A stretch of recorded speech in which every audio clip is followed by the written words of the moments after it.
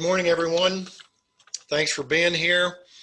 Got a lot of stuff to cover today on a lot of different topics. And as Jen just pointed out a minute ago, apparently you didn't need a passcode to get on here. Jen held a meeting earlier this week with the managers, and she had it set for a waiting room. And she was the only person on the call, and she's wondering where all our managers went. She thought we all quit. So anyway, Zoom will get it straightened out sooner or later. I'm going to blame it on them for the time being. So I'm going to share my screen right away here.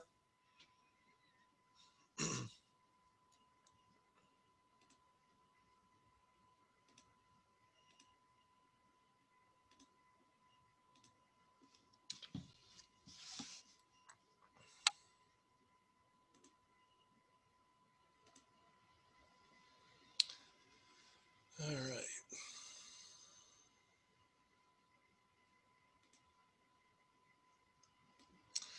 Okay, the main topic, which we're going to get to later on today, is going to be called Realtor Safety. And as I indicated to everybody in the video that I sent out yesterday as a preview, this is not fluff stuff. I know a lot of people, when they read or they hear about this subject, they just kind of brush it off. I would encourage you just to hold on and listen to the story behind Beverly Clark and what she's done, or what happened to her, and how we can learn from that as we head into the future. So before we get into that, I got a couple of people. I know Dan is on the call this morning, and I did see James, so I'm going to turn it over to Dan. All right, just had to unmute myself. All right. Good morning, everybody. Just wanted to cover, I guess, one topic, just kind of talking a little bit about documentation relating to the agreement of sale that lenders generally need. I don't know if this would be in the notes or the overview from the meeting, but I was also going to put together kind of a checklist and send it out to everyone as well. But obviously, our goal and objective is to make the transaction as smooth as possible. As lenders, we don't want to keep on going back to you as agents and saying, hey, can we have this? Can we have this? Can we have that? Can we have that? I think a lot of it sometimes is we're not clear as lenders up front, what documentation we truly need when it comes to the agreement of sale. So I want to make sure we're all on the same page of that, with that, I should say, to make it as smooth as possible from both ends. So just kind of, quick overview. So obviously when a client goes under agreement, we need the fully executed agreement of sale. That's pretty straightforward as far as that. But I think the most important thing, and where we're always kind of coming back and it's not clear from our perspective, is, we pretty much need any addendum that corresponds with the agreement of sale. So that really is anything that's listed under 32A on page 14.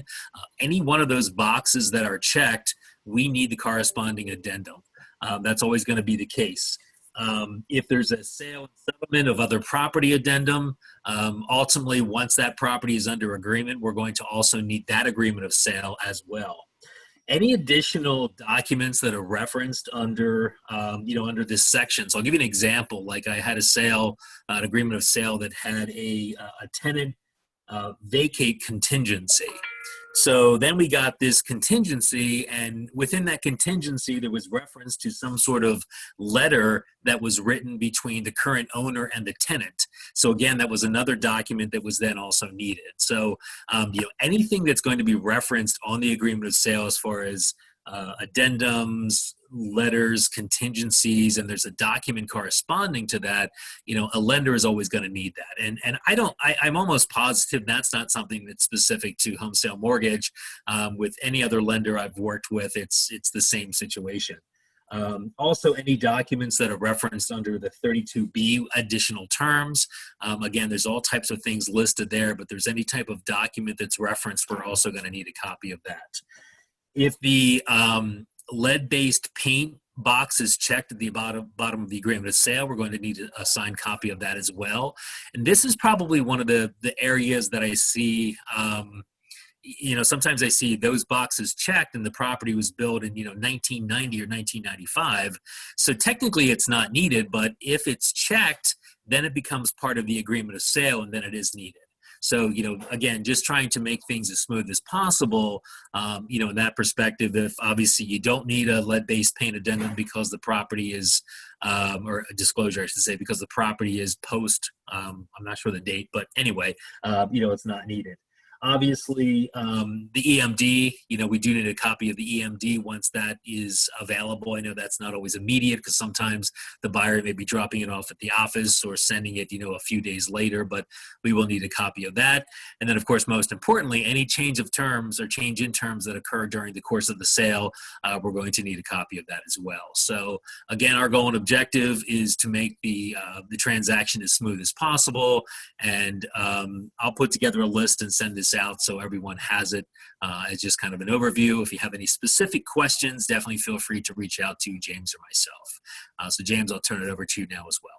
Yes, good morning, everyone. So one thing I just wanted to touch on this morning was, the double check that Dan and I, can provide to you and your clients. I got to be honest, routinely, when we see cost sheets from other lenders, when we put our stuff together, we're really, more times than not, we're beating the other lender when it comes to rates or fees or, anything like that. And that's, not charging the borrower points for rate. I mean, we're just, the numbers that we're able to pull and provide to buyers, routinely is beating, our competitors. So, anytime you guys have a buyer, maybe they're coming to you with a lender that, they previously got pre-approved with, you kind of take a look at the cost sheet, reach out to Dan or myself. We can take a look at it. Look, if they're getting a better deal, we'll tell you, proceed with the other lender. But, like I said, a lot of times we're coming in, either matching or beating, the competitors' rates and fees. And, that's something that, is advantageous for your buyer, and it can make you look good too. You're saving them some money by, just having us take a second look. So remember, we're always available for that. We're always available for questions and, just to look things over. So please keep that in mind as, you're working through things with your buyers. Thank you, guys. Appreciate your help. And, Dan, if you want to forward that sheet on to me, I'll make sure it ends up in the notes if you can do it in a timely manner. If not, just obviously send it out to the office. Thanks a lot. Okay, sure. All right. All right. I don't think Carrie's with us this morning because she's at a settlement, but I know Sarah was on. So Sarah, take it away. Well, hello. Welcome, everybody. Beautiful fall day out there. So what we wanted to talk about is something that we have going on a lot right now, which is mail away closings. I'm not sure how many of you have experienced this, but it's something that's happening more and more as we have to deal with COVID and people can't travel to or from closing. And the big reason we want to talk about it is because there's a lot of extra steps that people don't realize and extra cost involved with doing a mail away. So what I mean when I say a mail away means that your buyer is in another state such as California or Florida, and we are sending them all of the documents from the mortgage company to be executed in that state on the day of closing. The first thing, it's going to cost your client upfront at least an additional $250 to $300 because you need to pay for a witness closer as well as the notary fees. People don't seem to realize that, and then you get some extra cost and you have to set up an extra settlement. The easier way to do that would be to utilize a power of attorney. I know that Dan and James have both been in this situation where a buyer has needed to utilize a power of attorney, and that's the cheaper way. It's going to cost your buyer an extra $18.50 versus the extra $300 for a mail away. The other portion of that is, we need to coordinate with this notary or title company in the other state to make sure that the timing happens on the day of closing. The hard part with that is not every mortgage company is getting us closing packages days before settlement. We need to send this out the day before to this other title company. So if you're working with a mortgage company who can't get documents out, your mail away closing might not happen on time. So that's another thing you need to remember. Everything has to be done a day or two prior to closing so that we have adequate time to get everything to this other company, this third party. Also, the sellers, they need to understand they will not be walking out of closing with their money. They have to wait until we get all the original signed notarized documents back the following day before we are allowed to disperse. So if you have a seller who is using the funds to buy a house right after, it's not happening on the same day as a mail away. So it's important because as people, you know, we're doing them, people can't fly in because of COVID, or they're trying to help a child out, or they're relocating. These circumstances are coming up more frequently. And I believe the mortgage guys, Dan and James, if you have anything to add on to that, I know you both have dealt with one of these recently with powers of attorney. I don't know how much more legwork it is on your end, but it's something to be aware of, because as it keeps happening, if you don't know what to do or what to ask, your settlement is going to keep getting delayed, and we don't want to have that happen either. So if you have a mail away and you have a question, let us know, talk to Dan or James, and let's figure out the best and cheapest way to get this accomplished for your client.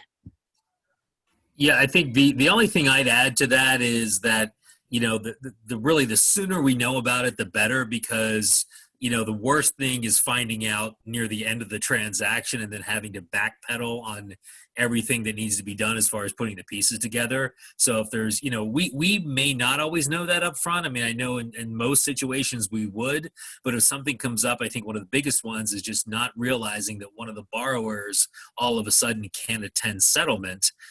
You know, it's not just as simple as bang, we have a power of attorney and now we can settle immediately. There is a process involved. It's not too cumbersome, but again, you know, the sooner we have that information, the better. That's the only thing I would add. Right. So if you have this situation arise, it is best to talk to your title company and your loan officer to determine the best and safest and fastest way to get this accomplished so there's no delays. Thanks, guys. Appreciate your help on that. Yeah, we're dealing with a lot of these settlements now. So Sarah, thanks for bringing that up. I know James is with us, and James talked to me yesterday about a situation or a couple of situations that he has been encountering, and he wanted to make sure everybody was aware of it. So James, you want to take it away? Sure. Good morning, everybody. These are two situations that I ran into this week for post inspections after I write an insurance policy.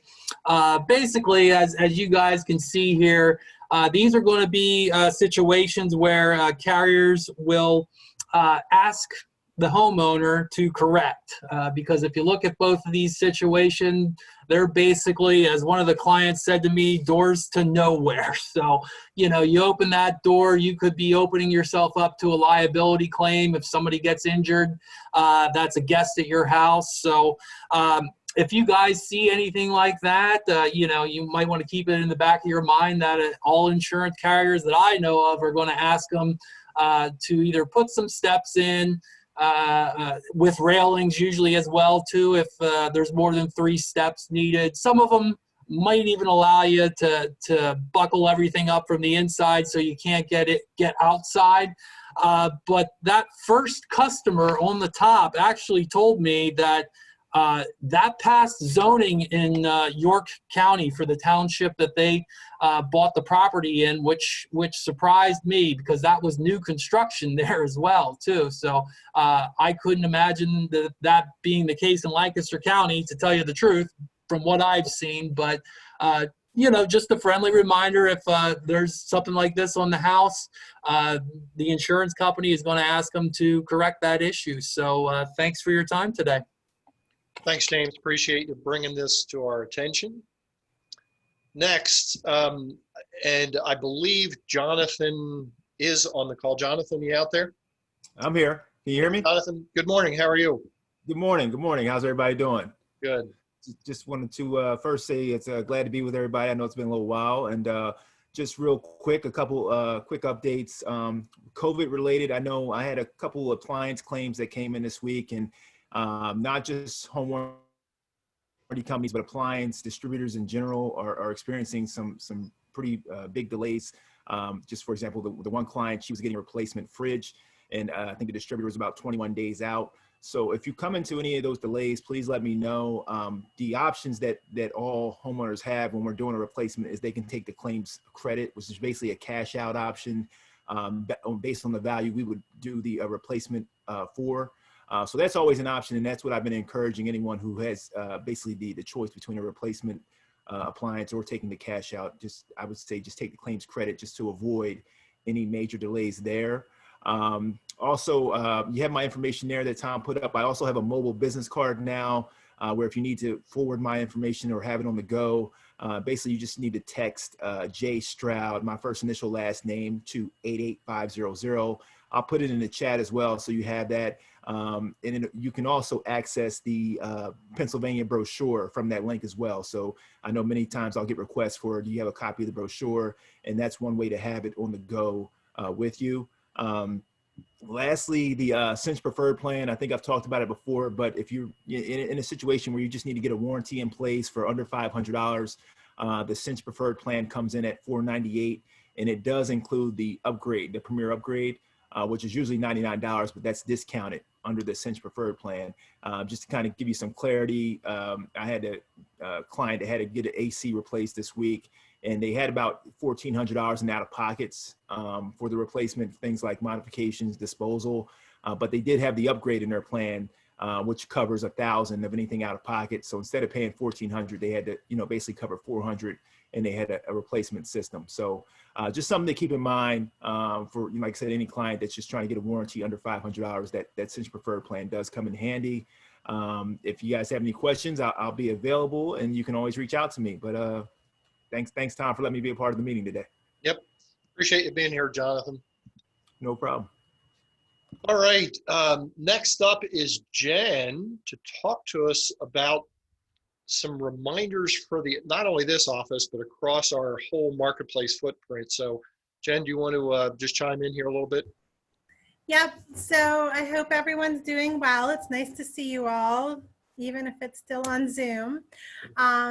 Hopefully we're going to start to see some opportunities for people to come back together, looking for some good social distancing opportunities and small groups. But it sounds like there was an announcement today from the governor about expanding some of those limits in buildings and that type of thing. So the good news keeps coming.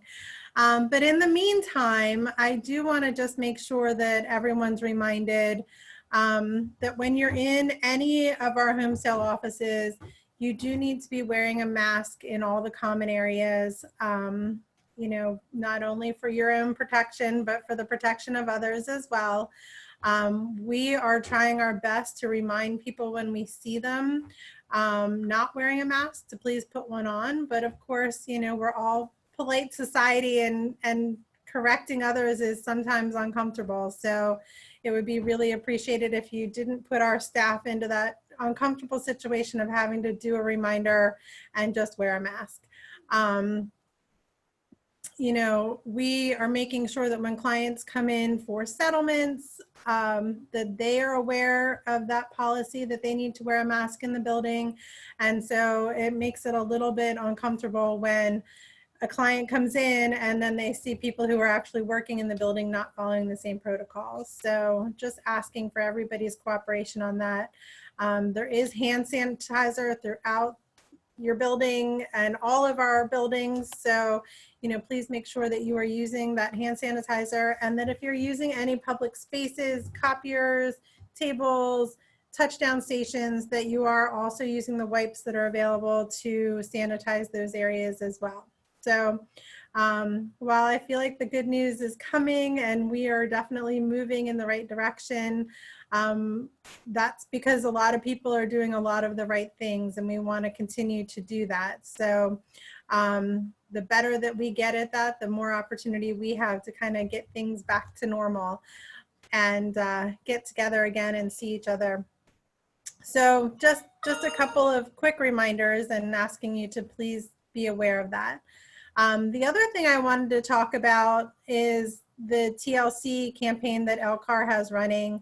As you know, we have done the TLC banquet every year. Donna Giavingo has been an amazing chair of that committee, and we have seen just the donations from everybody grow and grow over the last few years.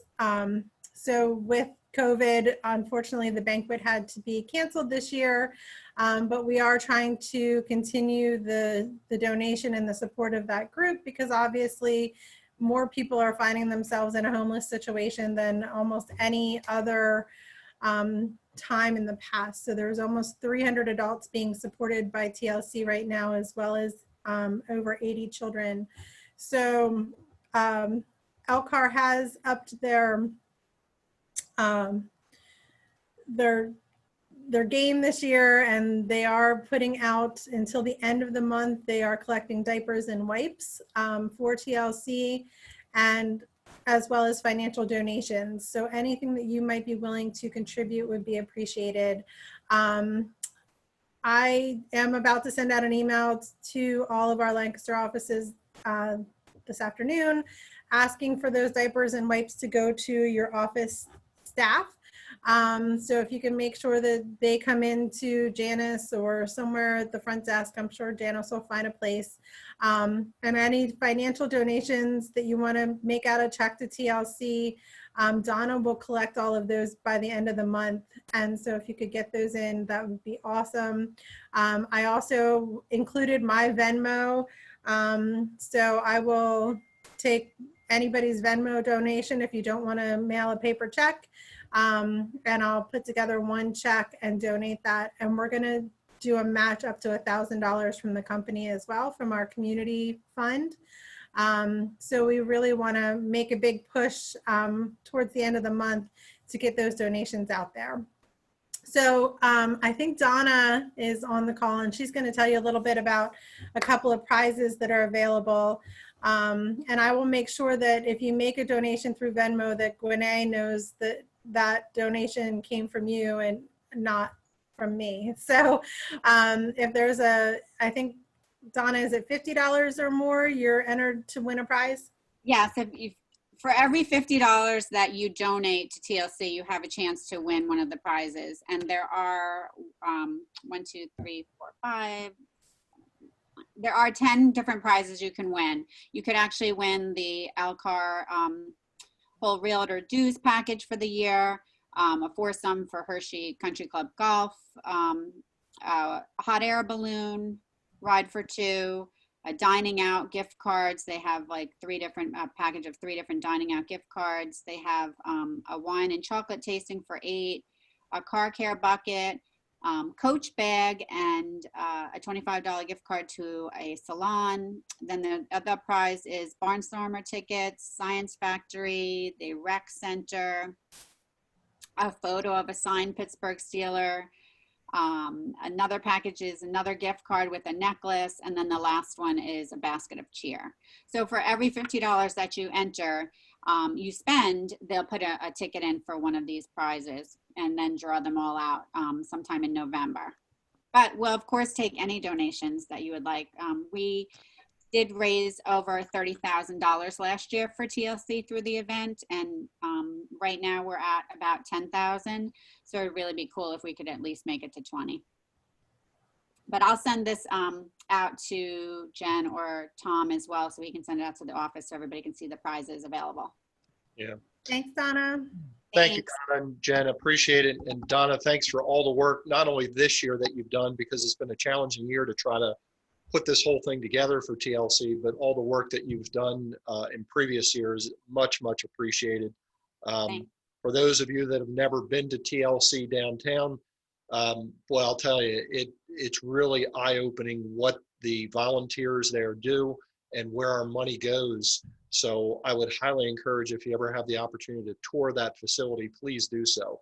It gives you a brand new meaning for basically how you live your life. So thanks. So I want to talk a little bit about some disclosure forms. It's kind of dry stuff, so I apologize here ahead of time. But I got to tell you, we are including all these disclosures and have been including all these disclosures that I'm about to share with you in dot loop, in buyer packets or seller packets. But we are getting some people who are basically saying, well, we've never had to do this before, so why are we doing it now? It just creates extra time and effort for us, and buyers and sellers have enough to sign, and this just causes more confusion on their behalf. I got to tell you, these disclosures are in place for a purpose. If you have ever been to, and I know Jen has, I know I have, other managers have, some agents have, unfortunately, if you've ever been to an ethics hearing, or you've ever been involved with a lawsuit or mediation, or God forbid, you're in front of the state real estate commission and they're doing an investigation, or you're there on a hearing, these disclosures are incredibly valuable. If you don't have them in place, I got to tell you, there's many instances where you look like you have a little bit of egg on your face, and in some instances, some of these are required, and it could result in fines or actually losing your license. So I just want to spend a moment here, talk a little bit about the disclosures that are in the loops so everybody is aware of them. First of all, and I'm just going to go left to right and just move fairly quickly here. We have an affiliated business disclosure form. By the way, this isn't Homesale that wants this. This is the federal government that says we've got to do this. We have to make our clients aware that there are companies that that we are associated with, that we have to make this disclosure. I do hear from agents quite often who say things like, yeah, but I'm not using them. So why do I have to use the affiliated disclosure form? Well, here's why. In many instances, and I think we've all been in that situation, we get halfway through a transaction and the original mortgage company doesn't come through, and Homesale does a great job of picking up the ball and running with it. Well, if we don't have this affiliated disclosure form signed at the beginning, we're now behind the 8 ball, and in many instances, it's just forgotten or gets lost in the shuffle. So once again, get it signed up front. That way we have it in the loop. A home inspection advisement. This is also in the loops. I get the objection from agents that say, yeah, but they're already getting a home inspection, so why do I need a home inspection advisement? A couple different reasons. Number one, a lot of people don't actually know what what's included with a home inspection. The home inspection advisement lets people know that, hey, this is what it covers and this is what it doesn't cover. And oh, by the way, at the bottom of this, it also talks about, who do you want to have order this? Do you want to order Mr. and Mrs. Buyer or Seller, or do you want me to order it? And it talks about who's responsible for the payment of these inspection fees. Don't get into a situation where you don't have this form filled out and it's not in the loop, and then the transaction falls apart and everybody looks at everybody else and says, well, who's paying for this inspection? It never got to the settlement table. Make sure you get this signed ahead of time. The HUD home inspection notice, and by the way, on all FHA transactions, in the box on the mortgage page of the sales agreement, it actually says you have given this to the buyer. Please give it to the buyer, okay? Then you have the home warranty disclosure, which Jonathan was on the call earlier. In fact, I still think he's on. We'll accept either one. Our home warranty disclosure, which is in the loop itself, or the cinch warranty application, which gives you the opportunity to say, hey, I want the home warranty, or there's a spot at the bottom of the warranty application that says, nope, I'm waiving everything. We need one or the other in the transaction loop. So wanted to make sure everybody was aware of that. Finally, homeowners radon guide. This is something that should be given to every buyer and every seller, regardless of whether there's an inspection involved or not. We owe it to them to educate them on radon, what it is. I'll talk about how to share this in a second here. The other one here is the lead-based paint guide. Now, you only need this for properties that were built prior to 1978. But in the agreement of sale and in the disclosures, it says, oh, by the way, Mr. and Mrs. Buyer, if in fact you sign the lead-based paint disclosure, you acknowledge having received this. Make sure that they've received it. So I just wanted to make sure everybody was aware of some of these things. Some of these you actually sign, some you're sharing with people. I have had people say, well, you know, how does anybody know that I actually even shared this? Well, here's a screenshot of dot loop in front of you where it's the EPA Home Buyers and Sellers Guide to Radon. When it's first put into your loop under the document section, this is how it looks right here. Notice on the right-hand side, there's a people icon here that says 0 and not shared. Once it is emailed to your client, it then looks like this. It then changes to a people icon with a 1 next to it for it was shared with one person, and it tells you who it was shared with. So it's really easy to do. It takes literally 2 seconds to include this with any packet that you're sending out to buyers or sellers. So I just wanted to make sure that you're all aware of this.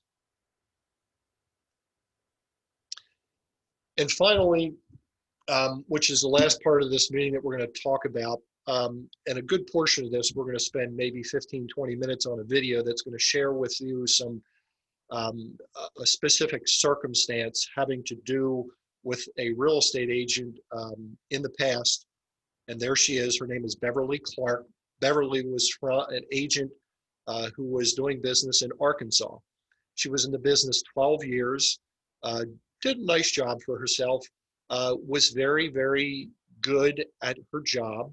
She did take some precautions, but unfortunately, as you'll hear in the video that I'm going to play here, some of those things she just didn't follow up on. And who the person is in this video, by the way, it is her son's voice who has created a foundation for Beverly Clark in her name to educate the realtor population on how to stay safe with your clients out there. And as we're going through this video, I want you to think about how many times when he brings up some things that Beverly did that you yourself did, and what are some things that you could do a little differently as we head into the future so that you don't find yourself in the same predicament that Beverly did.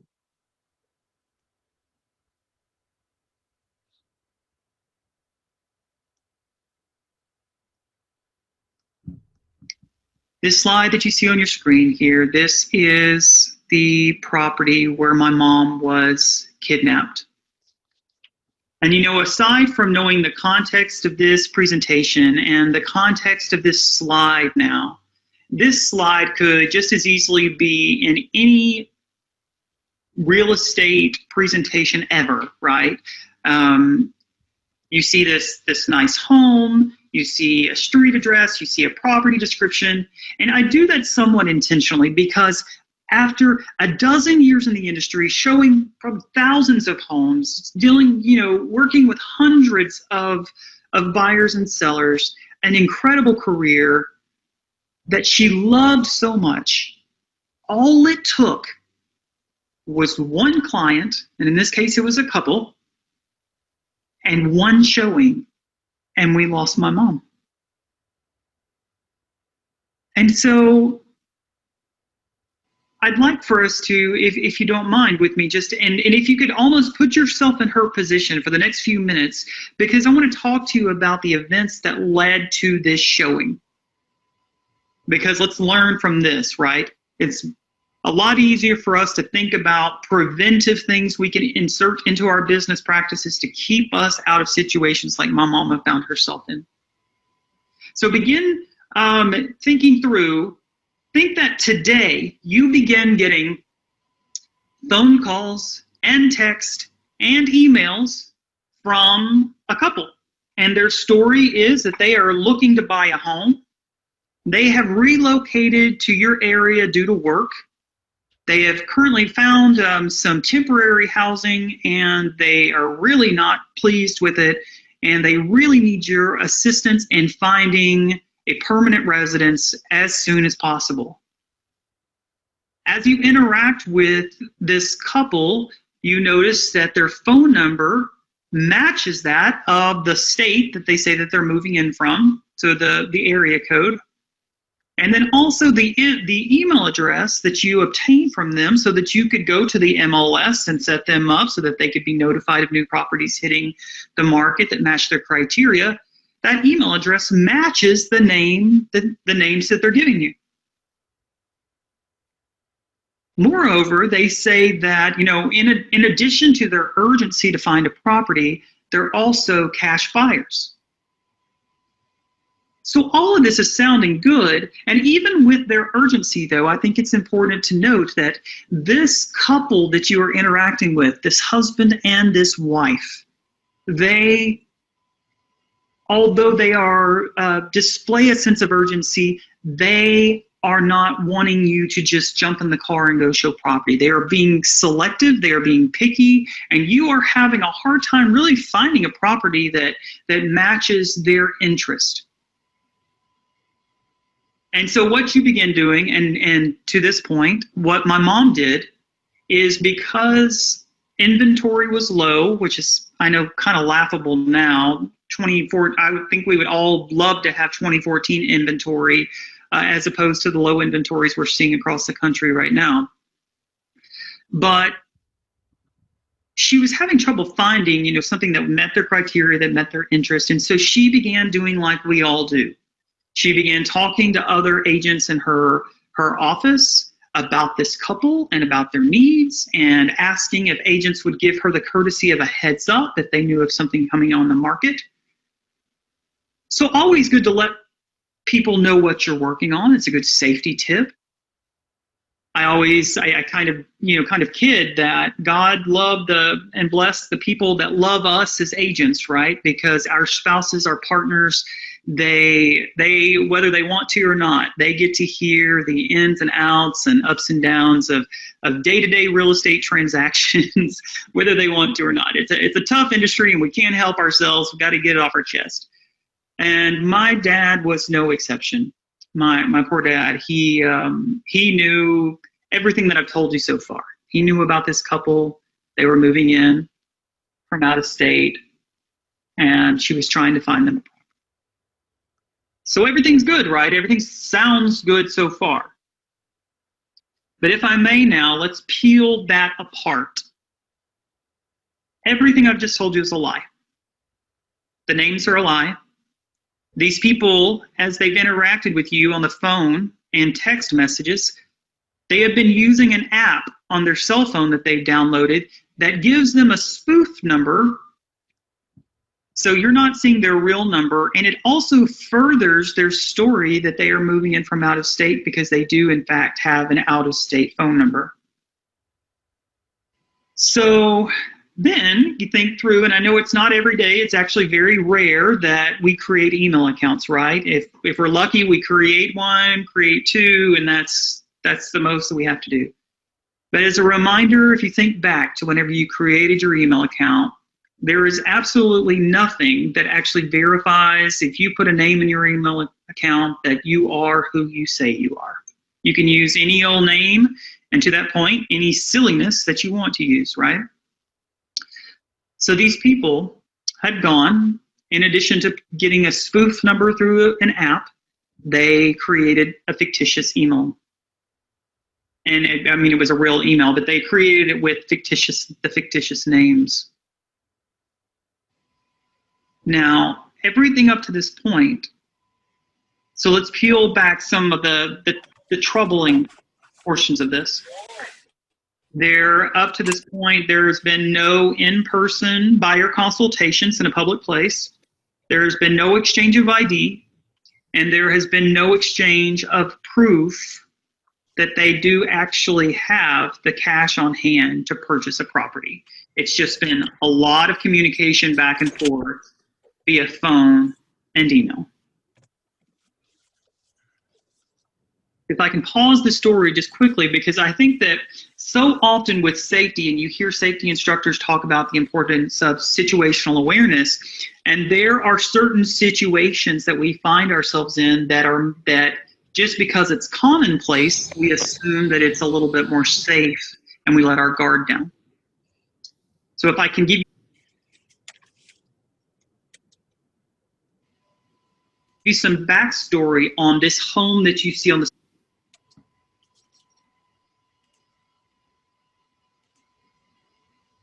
screen today.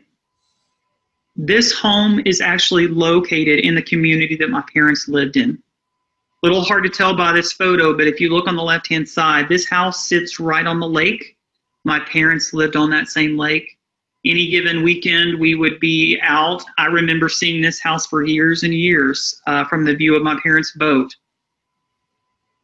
A sweet area, what I would consider, especially prior to losing my mom, a safe community, a close-knit community. Just a few doors down from this particular house was where the pastor of my mother's church lived.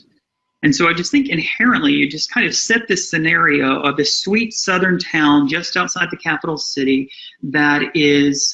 it's just sweet. The houses are nice, middle class homes that set on half-acre lots. So I've kind of painted this picture of this safe community in which you live, right? Or you're familiar with. But then let me tell you a little bit more about this particular property. Even I was familiar with this property enough to know that I always kind of thought this house was a shame and that it had a ton of potential. Because for as long as I would go out to my parents' house as they lived on that lake, I remember this house being vacant. And what I later learned, and that my mom 100% knew, was that this property had been foreclosed upon years and years ago. It is sat vacant for years. And it has really fallen into disrepair. Over the years, there had been issues of squatters that had gotten into the property. And there had been, issues of the squatters and or others that had gotten in there and ripped out anything of value. So from light fixtures to faucets to even down to some of the copper wiring had been taken out of this home.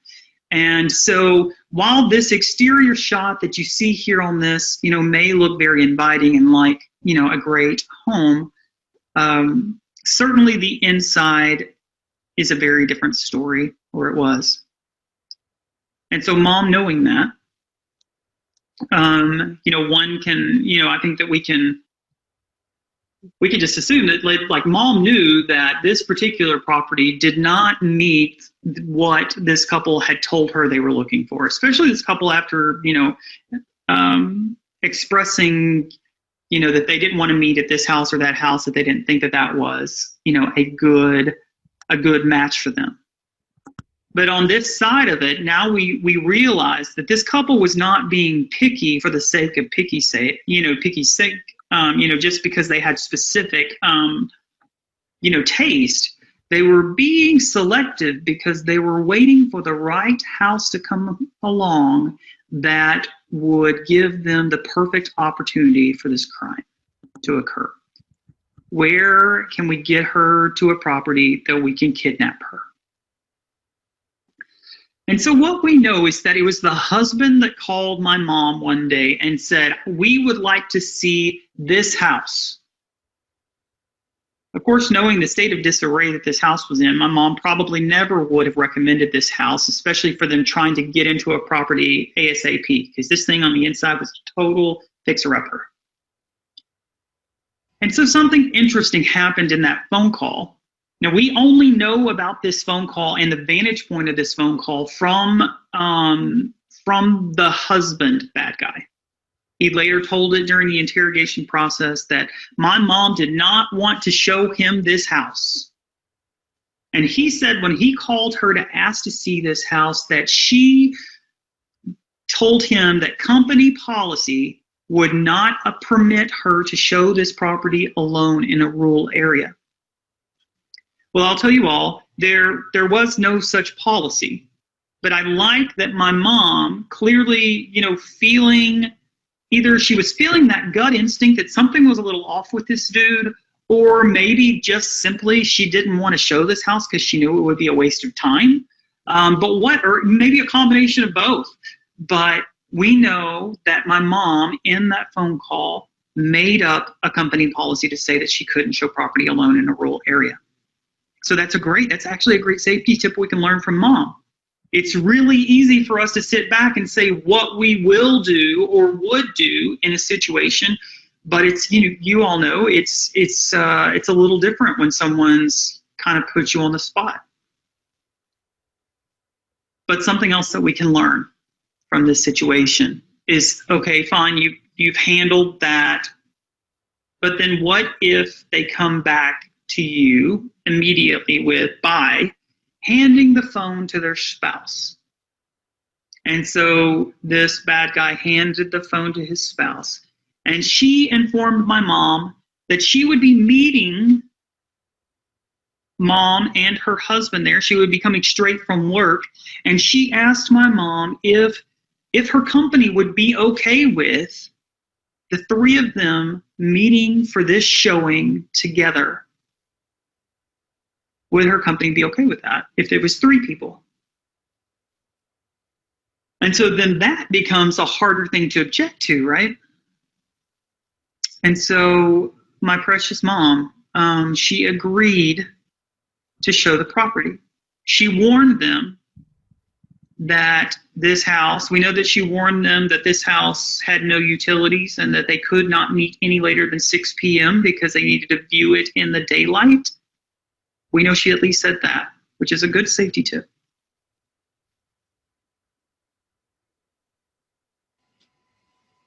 My mom, the day came that, it's time to show, it's the day to show this house.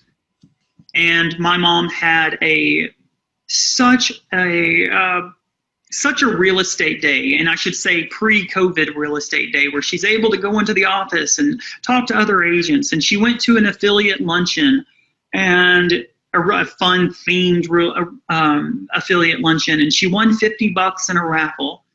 And then in that afternoon, more good safety from my mom is that she called my dad to tell him what the rest of her day looked like. She said that she would be stopping to buy this house, which my dad was familiar with because it's in their community, to show it to the couple from out of state. And then she would take the money that she won from that affiliate luncheon raffle, and she would pick up dinner and bring it home. And I'm here to tell you that same scenario had happened so many times through the years. It was such a regular day and just another appointment. And as my mom, wrapped up her day at the office and got to this property early, which is more good safety, more good professionalism on the importance of punctuality, especially homes like this that we know there have been previous issues of squatters. We know that my mom made a number of phone calls from the driveway. We know that my mom had already opened the home prior to the arrival of the client. But we know at 6 p.m. that a black car pulls into the driveway beside my mom, and a young Caucasian male with dark hair got out of the vehicle and approached my mom. And so we know two things happened. We're not sure which came first, but they both happened around the same time. And so the wife started texting my mom that she was so sorry, but she had gotten caught up at work and she would be unable to make the showing that day. But she had a request of my mom. She asked that my mom continue with the showing. And because there were such few photos, there were only like 4 or 5 photos of this house online. And because honestly, there was nothing on the interior to showcase, if my mom would be so kind to walk through the property with her husband, take pictures of the property, text them unknowingly to that spoof number, and then answer any questions that the wife may have. it would at least, for that brokerage rule, it would kind of be like the wife was there on the showing. Probably the smartest thing of this whole ridiculous plan that this couple did, because it put my mom in a really tight spot, especially from the standpoint of just objecting to this. As the husband approached my mom, he and his wife's stories aligned, and he was very apologetic and convinced my mom that they really did have a strong interest in this house and asking her to proceed with the showing. And at the conclusion of the trial, we received my mom's phone back. It had been found in the home of these bad people. And then to look, I'm trying to go through and just reminisce and, hopefully find pictures of my mom's camera roll of her that I'd never seen before. And you guys know what loss is like. You've lost people and you just cling to every photo after that. But, to my surprise, the last 10 photographs on my mom's camera roll were of the interior of this house. As my mom walked through this house, taking photos, answering questions that the wife had, it was all a ploy to actually keep her in the game, keep her showing the property, and to keep her distracted. But my mom, all the while, was having no idea that she was actually documenting with photographs her last moments of freedom. It was in an upstairs bedroom of this house that, as my mom turned from taking that photograph that you see on the bottom right, that's the last photo from my mom's camera roll. And as she turned from taking that photograph, she realized she had a taser in her side, and a bad guy that has been very proud to admit that the last words he said to her before tasing her was that she was about to have a very bad day.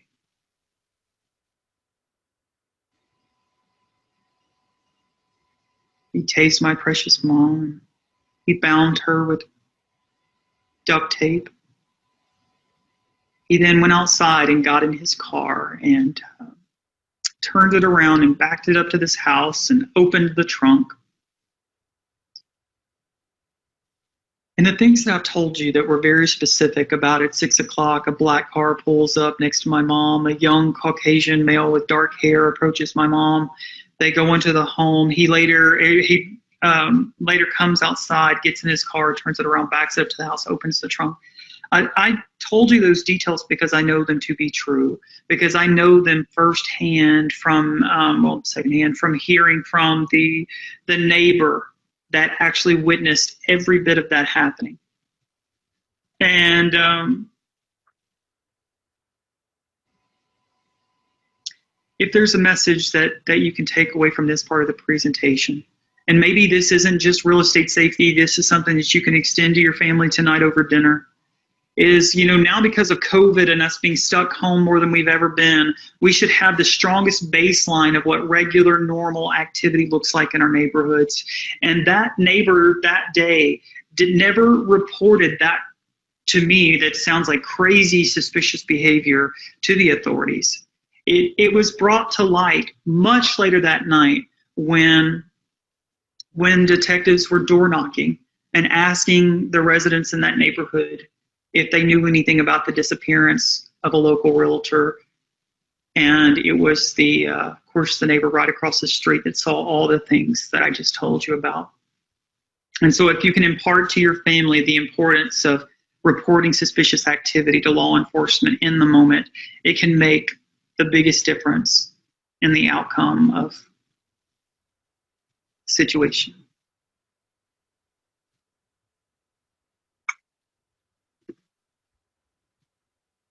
That bad guy took my mom and put her in the trunk of his car, and he drove off. And before closing the trunk of that car, he pulled out his cell phone and he took a picture of my mom in the trunk of that car. And, you know, we can only assume that he did that to kind of show his wife that their master plan was underway. And so their plan all along was to kidnap this rich realtor and hold her for ransom. But specifically, how they would do that is they would make my mom do a series of video recordings that they would take the videos with their phone, and then they would text it through that spoof number to my dad, and it would be my mom telling my dad exactly what to do. And what that plan would entail would be my dad moving all of this vast amounts of perceived wealth into accounts that were accessible via the cards that were in my mom's purse. And so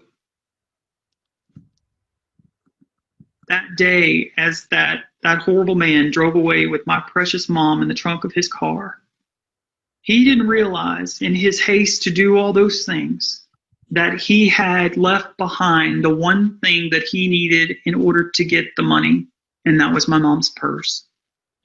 As a safety and security and probably a little bit of just functionality, practicality, my mom had a standard rule of never carrying a purse while she showed property. Every time my mom left it locked in her car. And that day was no exception. And so in his haste to kidnap her, he forgot the purse and therefore forgot the mechanism to which he could access the money. And moreover, from that moment on, the plan was already ruined as he left the driveway that day. This slide that I was just on a moment ago, this really represents an eternity. This is the timeline that my mom was missing. She had that appointment at 6 p.m. on September the 25th. As we all arrived on the scene that night, because of course when mom went missing, dad knew exactly where to go. And as we all, huddled around and things, kind of clung to optimism that mom would be okay. And at the time of mom's death, she was the only one in our family in real estate at the time. And so we are, as a family trying to piece together real estate scenarios that made her okay. Scenarios that involve like her getting in the car of a client, which we knew she would never do. And then that was hard to reconcile, because if she were to do that, why would she, because maybe she's befriended these people and trusts them, then why would she leave her purse behind?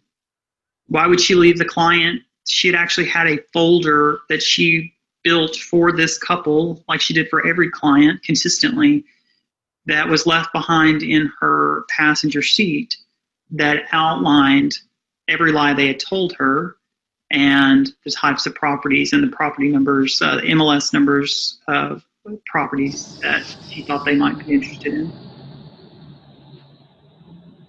And so we just couldn't reconcile it. And the later it got, of course, the more worried we got.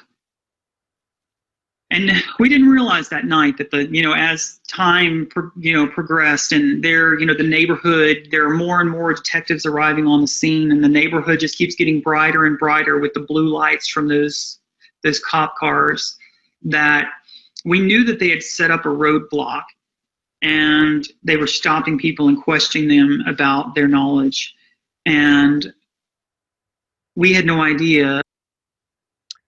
Okay. That video goes on for another 15, 20 minutes, talks about the foundation, I think you guys all get the picture here though. She did some good things, and then she had a gut instinct about some of this stuff that was going on.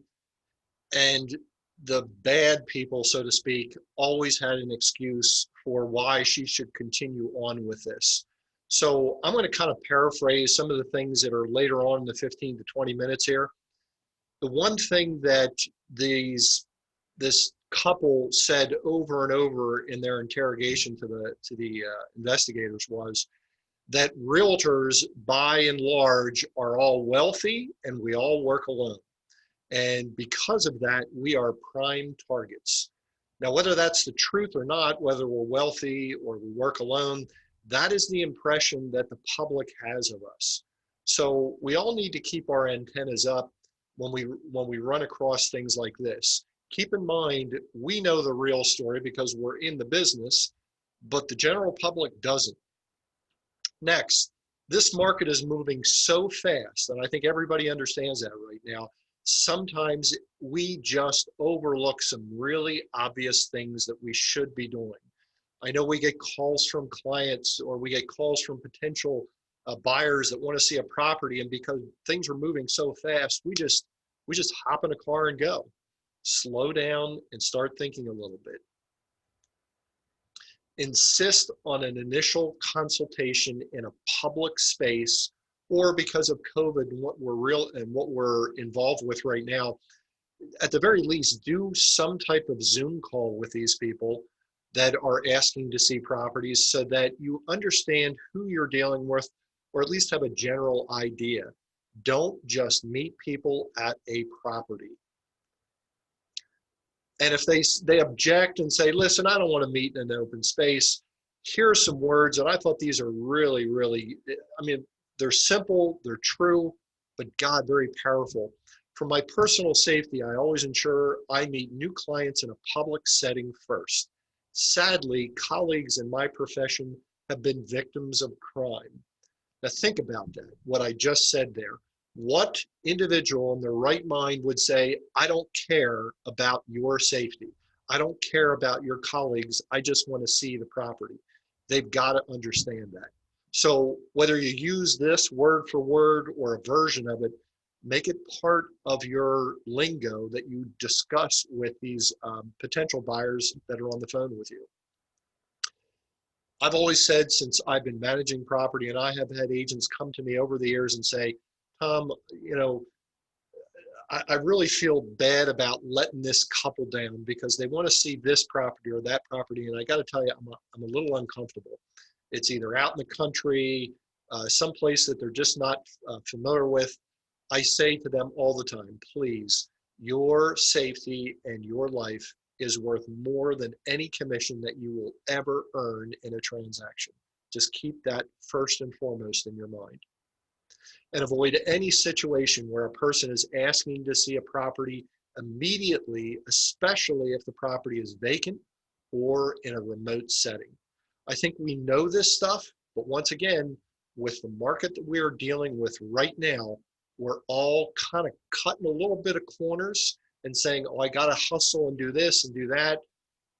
Just slow down a little bit, okay? Finally, here are some things that you can use that you have available to you right now, whether you know it or not. Through Bright, we have HomeSnap Pro. And in HomeSnap Pro, it includes a free safety timer and distress alert that's built right into the system. If you didn't know about these things, I would encourage you to get on HomeSnap Pro and learn the ins and outs of how to set these up and what to do. You can set a duration on how long you expect to be at a property. You can send a distress alert text message to your emergency contacts when the safety timer expires. And you can also send an immediate distress alert at any time with something that is called a one-tap alert. So get to know these functions in HomeSnap Pro and utilize them. And in addition, Showing Time has some features that, you know, we don't really think of as safety, but they really are. Always schedule showings online for confirmations. Sometimes I know we're trying to, once again, get into properties as quickly as possible, and we try to contact the other real estate agent, and we kind of sidestep some of these things, but always do it so that there is a record of where you are going to be. And in addition, always use Showing Cart, which is built right into Showing Time. It allows you to plan your route and share it with colleagues or your spouse or emergency contact information or emergency contact people that are close to you. That way they know what times you're supposed to be at certain places and you've already shared it with them. So if something happens, somebody knows where you are or at least where you have been. So I know this wasn't the brightest topic in the world, but I got to share with you after I saw this video, and I'd encourage you to go back and look at the whole thing. I kind of gave you the meat and potatoes portion of the video that just shares what actually happened leading up to the appointment and the appointment itself. But I honestly, as somebody who runs this office, the last thing that I would want to have happen to any of the agents, not only in this office, but across our company or across our realtor community, is something like this to happen to you. Take a couple of extra minutes, just think about what you're doing. If you aren't using these tools, get used to using them. It's sorry that we have to, but once again, better safe than sorry. And I'll leave you with this quote here. This is from Bryant McGill, who is a motivational speaker, does a lot of things across the country. He says, "You have permission to walk away from anything that doesn't feel right. Trust your instincts and listen to your inner voice. It's trying to protect you." I know all of us have been in situations in things that we've done in the past where it just doesn't feel right. And we look back on the situation and we say, gosh, why didn't I trust my instincts? Our instincts are there for a reason. Just trust your gut feeling. That's all I have today. I know we ran a little bit over. Thanks for hanging in there. I hope this information was valuable to you and you use some of the tools that I shared with you at the end here. Everybody have a great week. Everybody have a safe week. Talk to you soon. Thank you. Mhm.